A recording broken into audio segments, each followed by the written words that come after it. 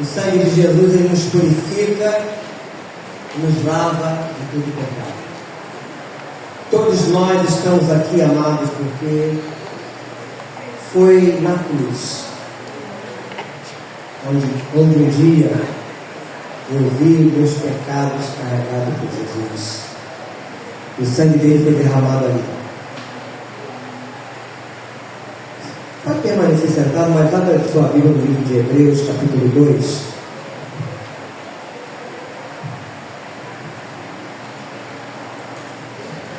Eu quero falar das bênçãos advindas da morte de Jesus Cristo.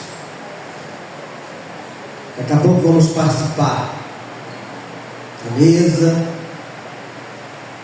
Temos Jesus Cristo como nosso anfitrião. Mas não podemos deixar de falar do que Ele fez por nós, a obra redentora. Nesse livro de Hebreus,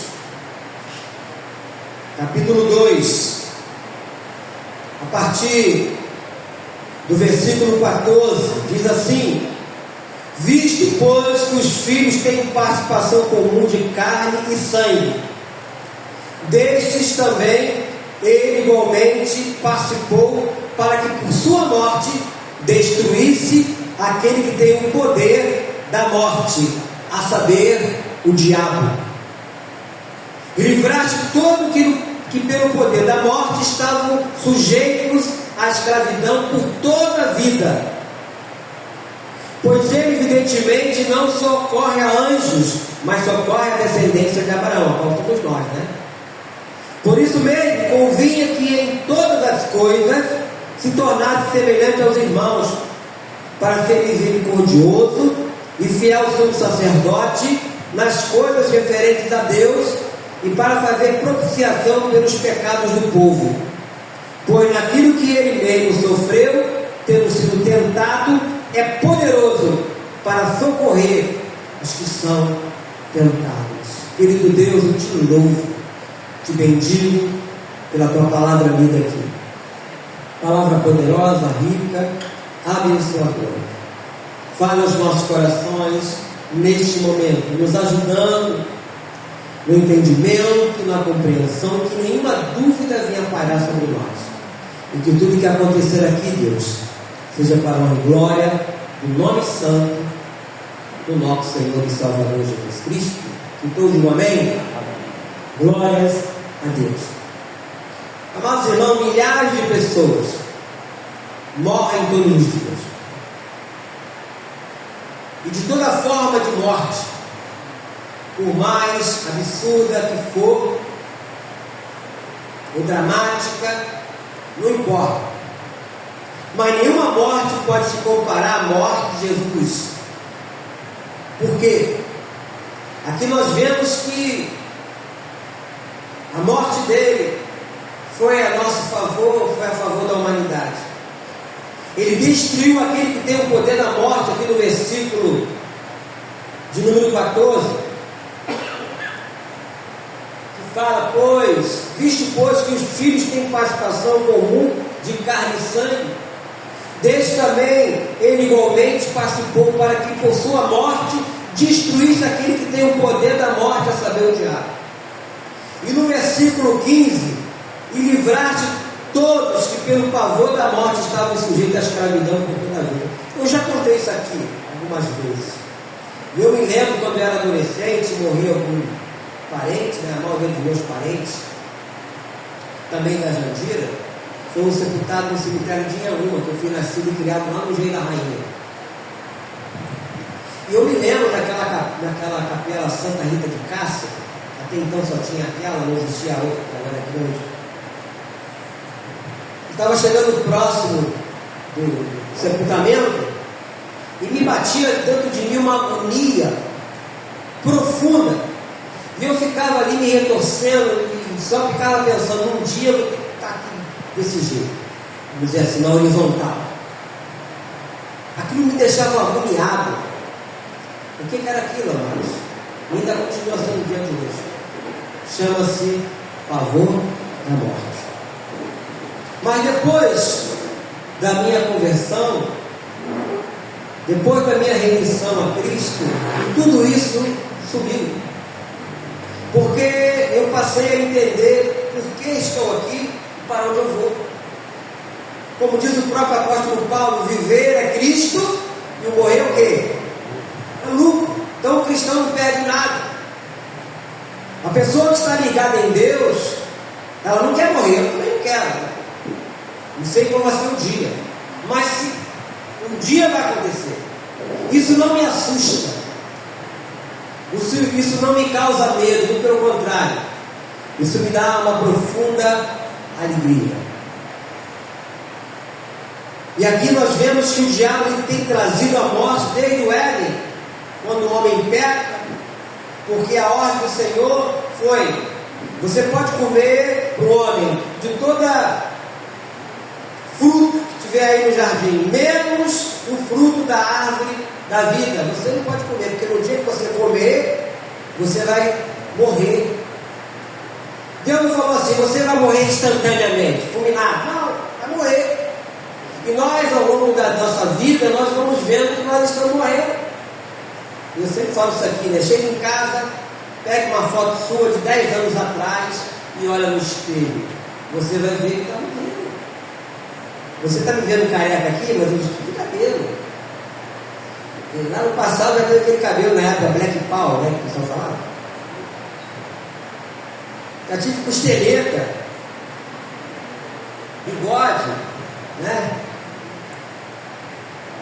Porque a tendência nossa é essa. O nosso caminho é essa morte, chamada morte física, a qual todos nós vamos ter que enfrentar, quer nós queiramos ou não. O problema é a segunda morte. Acabei de falar que falei domingo passado, que a segunda morte é a morte eterna, quer dizer, sofrimento eterno. Essa morte, essa segunda morte, você não precisa passar. Mas para não passar por ela, você tem que se render a Cristo primeiro. Tê-lo como Senhor e Salvador da sua vida. E segundo o ensino de Jesus, fala que o diabo vem para quê? Matar, roubar e destruir. Está registrado lá em João, capítulo 10, no versículo 10. E nós vemos isso. O que ele tem feito? Como drogas, violência, sequestros, crimes hediondos, são armas satânicas. Milhões têm sido vítimas do diabo. Ele está matando o vigor, a alegria, o entusiasmo, a pureza, o respeito, a esperança. Em muitas vidas, basta você andar por aí e ver essas pessoas que usam drogas, todo tipo de droga, como é que elas andam longe do lixo pela rua. Mas existe a boa notícia: que Jesus Cristo, ao morrer na cruz, em nosso lugar, ele destruiu aquele que tem o poder da morte. Eu queria que você voltasse um pouquinho na sua Bíblia, no livro de 1 Coríntios, no capítulo de número 15. Primeira epístola de Paulo aos Coríntios, é o capítulo de número 15.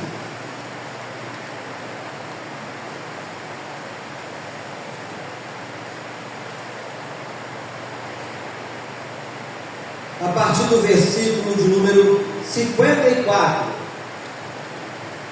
1 Coríntios 15, 54 diz assim: e quando este corpo corruptível se revestir de incorruptibilidade, e o que é mortal se revestir de imortalidade, então se cumprirá a palavra que está escrita: tragada foi a morte pela vitória. Onde está a morte, a tua vitória? Onde está a morte, o teu aguilhão?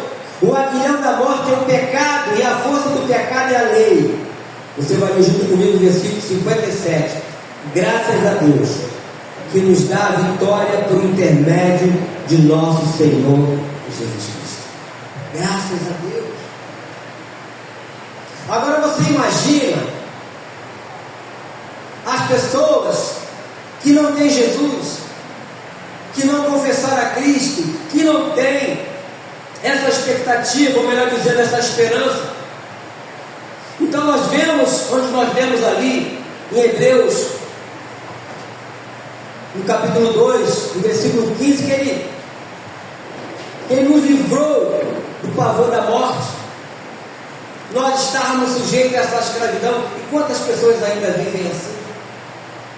Quantas pessoas são escravas do medo da morte, vivem debaixo do pavor, assustadas com todo tipo de coisa. Há pessoas que perdem o entusiasmo, a alegria de viver, só pelo fato de pensarem na morte, são escravas disso aí. O diabo trabalha muito isso na mente dessas pessoas, ele escraviza essas pessoas a isso. Por isso que eu sempre digo que nós somos pessoas privilegiadas, não somos melhores do que ninguém, mas somos privilegiadas por termos Cristo, que nos livrou do pavor da morte, como nós lemos.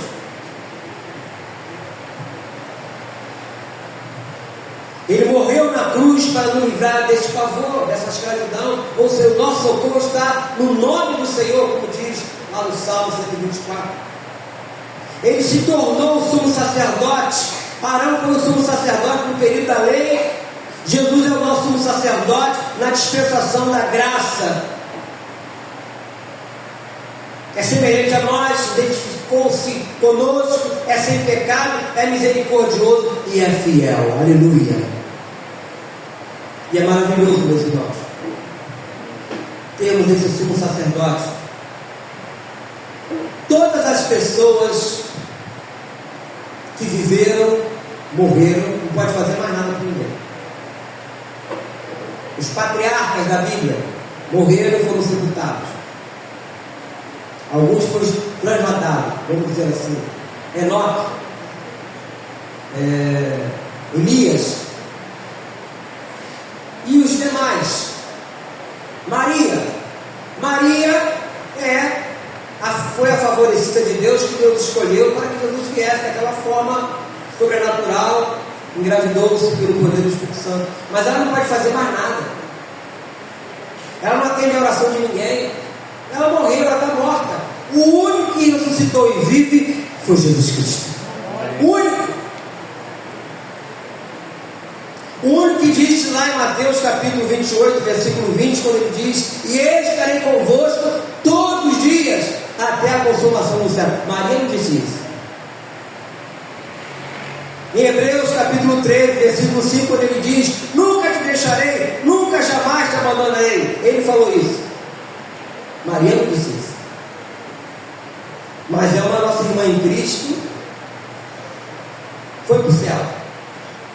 Mas ela não pode acudir a oração de ninguém, porque ela morreu, foi sepultada. Voltando lá para o livro de Hebreus, onde nós estávamos, no capítulo 2, aqui tem um versículo interessante, que é o versículo 16, que diz assim: pois ele evidentemente não socorre anjo, mas socorre a descendência de Abraão. Ele socorre os seres humanos. Quando lhe é invocado, os seres humanos. Aí você vai caminhar ainda nesse livro de Hebreus, no capítulo 4, no versículo de número 15, diz assim: porque não temos um sacerdote que não possa compadecer-se das nossas fraquezas. Antes, foi ele tentado em todas as coisas, a nossa semelhança, mas sem pecado. Então ele pode me socorrer, te socorrer, naquele momento da tentação, porque ele foi tentado, mas não pecou. Só você ver lá em Mateus capítulo 4. Ser tentado não quer dizer que você pecou. O problema é quando você cai na tentação. É o que diz lá na oração do Pai Nosso: não nos deixe vir a tentação. Ele diz isso: não nos deixes cair em tentação. É diferente. Então ele pode nos socorrer nesses momentos. Mais adiante, nesse mesmo livro de Hebreus, no capítulo 7, no versículo de número, deixa eu ver aqui, 25,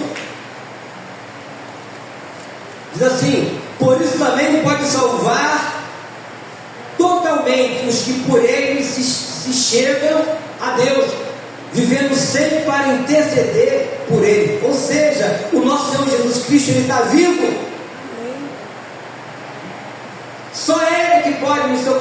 socorrer, mas ninguém, amado. Não existe outro nome que se possa invocar o seu nome de Jesus. A Bíblia fala que é o nome que está acima de todos os nomes. Você crê que Ele está aqui no nosso meio? Amém? A Bíblia fala no livro de Mateus 18, 20, quando Ele fala: onde houver 2 ou 3 pessoas reunidas no meu nome, onde estiver, né? 2 ou 3 pessoas reunidas no meu nome, ali estou no meio dele. Ele está aqui, com mais de 3 pessoas aqui. Ele está aqui, está em outras igrejas que estão abertas por aí, outras igrejas. Como é que é isso, pastor? Porque ele é onisciente, Ele é onipresente, Ele é onipotente, Ele é Deus. Então Ele morreu para nos livrar desse pavor da morte. Naquilo que Ele sofreu, Ele é poderoso para socorrer os que estão sendo tratados por Ele, cada dia, cada manhã. Como eu falei, a tentação em si não é pecado. O problema é cair na tentação. Ele sofreu a tentação, mas não pecou. O diabo fez várias, usou a própria palavra do Senhor. Quer ver? Vamos ler o texto, para não ficar só nas minhas palavras. Mateus capítulo 4.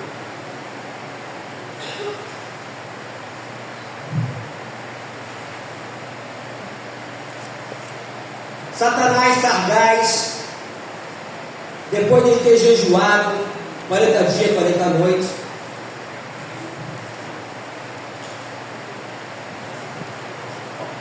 Mateus 4 diz assim: a seguir foi Jesus levado pelo Espírito ao deserto para ser tentado pelo diabo.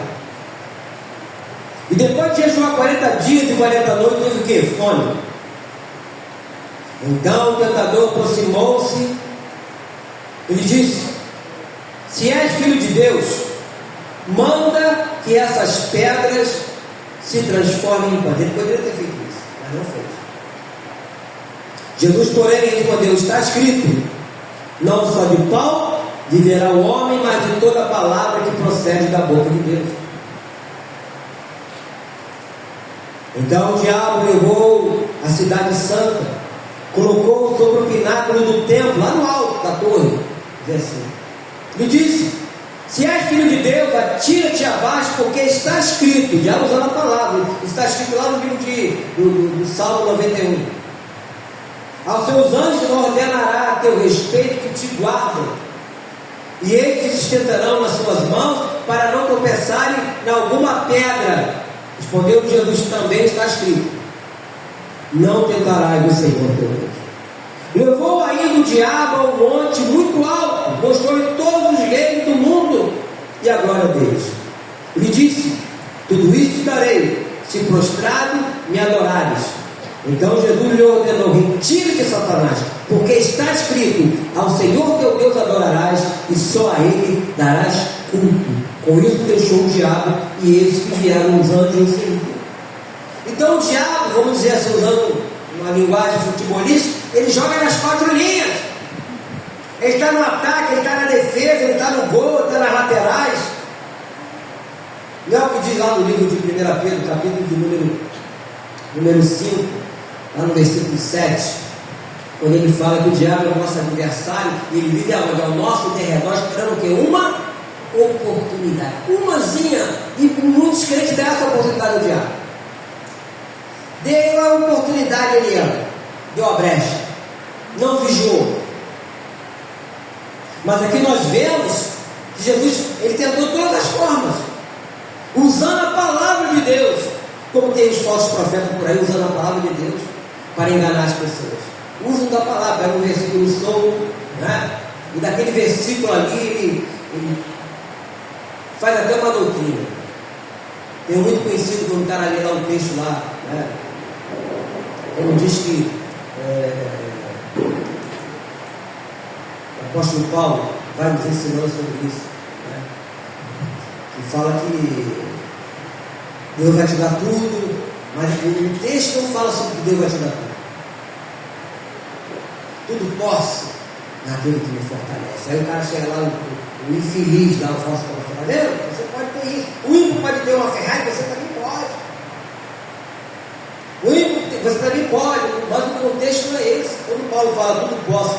fortalece. Ele está dizendo que ele podia passar por aflições, por dificuldade, por problema. Deus fortalecia ele para passar por tudo aquilo e ele não ia desistir de Deus.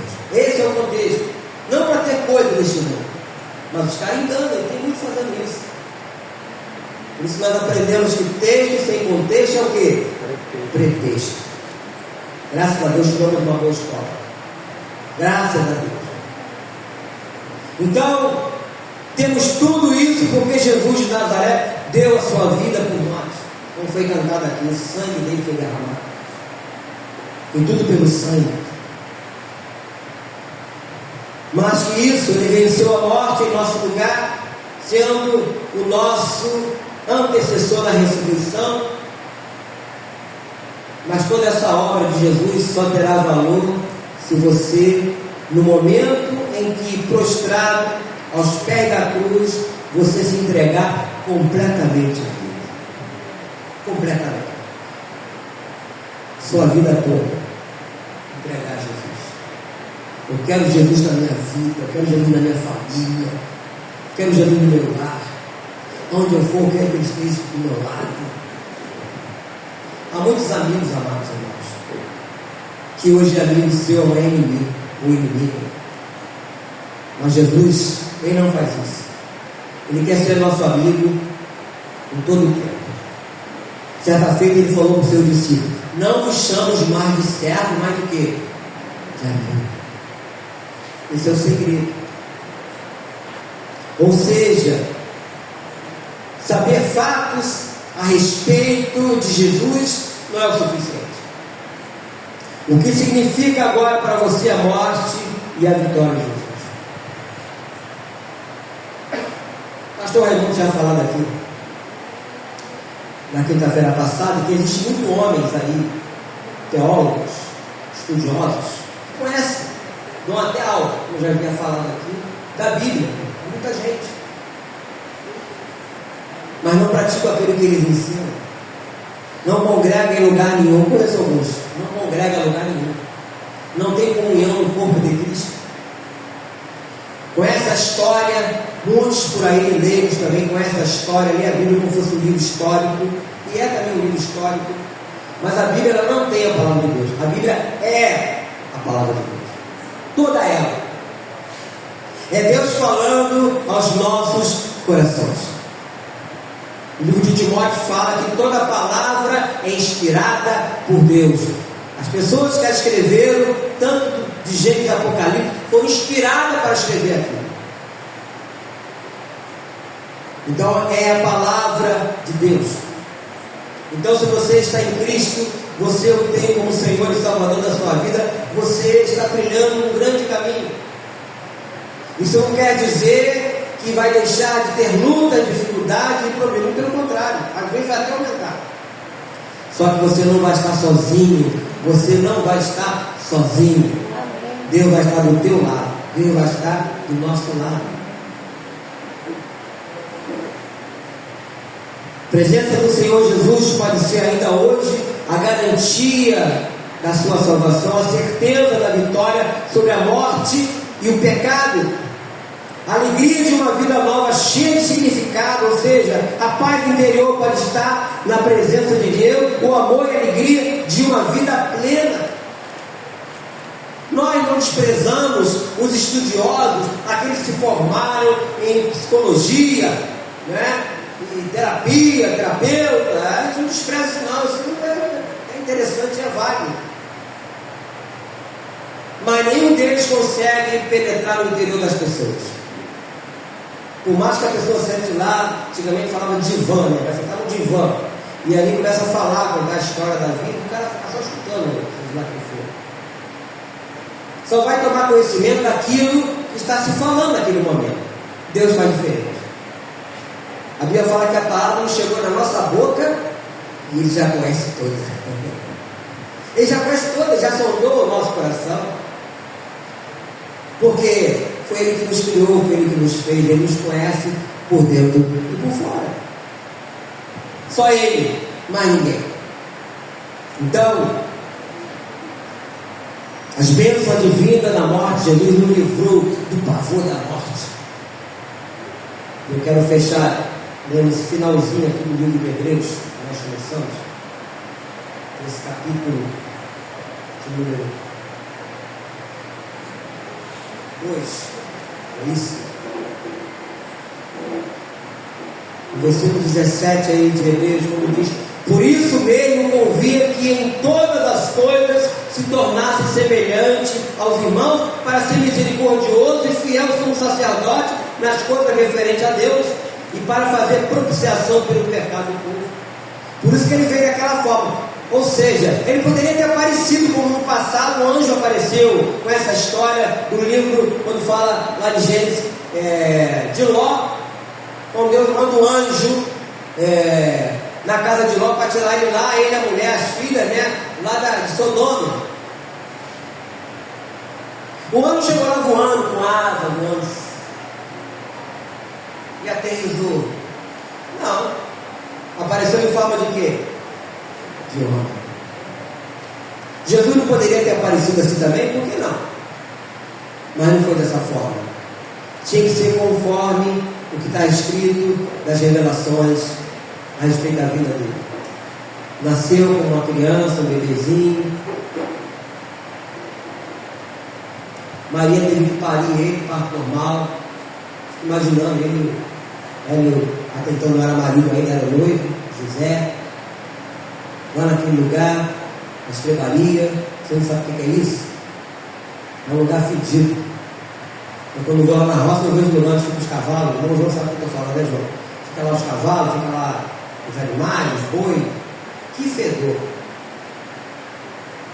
E ali num cestinho chamado de manjedoura, colocou o bebezinho. Mas eu quero dizer para você, mesmo Jesus Cristo como bebezinho, lá naquela manjedoura, ele tinha o controle e o poder sobre toda a humanidade, porque ele era o Deus encarnado. Nem um bebezinho. E hoje ele está aqui no nosso meio para nos abençoar, para nós lembrarmos do seu sacrifício na cruz. Uma das coisas que mais agrada a Deus, amados irmãos, chama-se gratidão. Gratidão. Que você seja grata a Deus por tudo que Ele já fez na sua vida hoje, até hoje. Não se apegue, não fique encostado só nas dificuldades, nos problemas. Lembre que um dia você era escrava deste mundo, escravo desse mundo. Lembra que um dia você vivia sob o pavor do medo, mas o nosso Senhor Jesus Cristo nos libertou do pavor da morte. Bem, curva sua cabeça. Querido Deus, Pai Celestial, te louvamos, ó Deus, te bendizemos pelo poder da Tua palavra. Vemos aqui, ó Deus, que o Senhor nos livrou do pavor da morte, nos livrou desse pavor. Nós estávamos sujeitos a essa escravidão por toda a vida, mas o Senhor um dia bateu na porta do nosso coração e ali nos rendemos a Ti, e o Senhor passou a fazer morada. Obrigado, Jesus. Obrigado. Que continue assim em nossas vidas. Que o Senhor continue a ser o nosso, não somente anfitrião aqui nessa noite, mas também aquele, vou usar uma frase aqui que se usava no passado, aquele amigo de fé, irmão camarada, que vai estar conosco todos os dias. E eu te louvo por isso, e te agradeço, no teu próprio nome. E todo mundo, amém?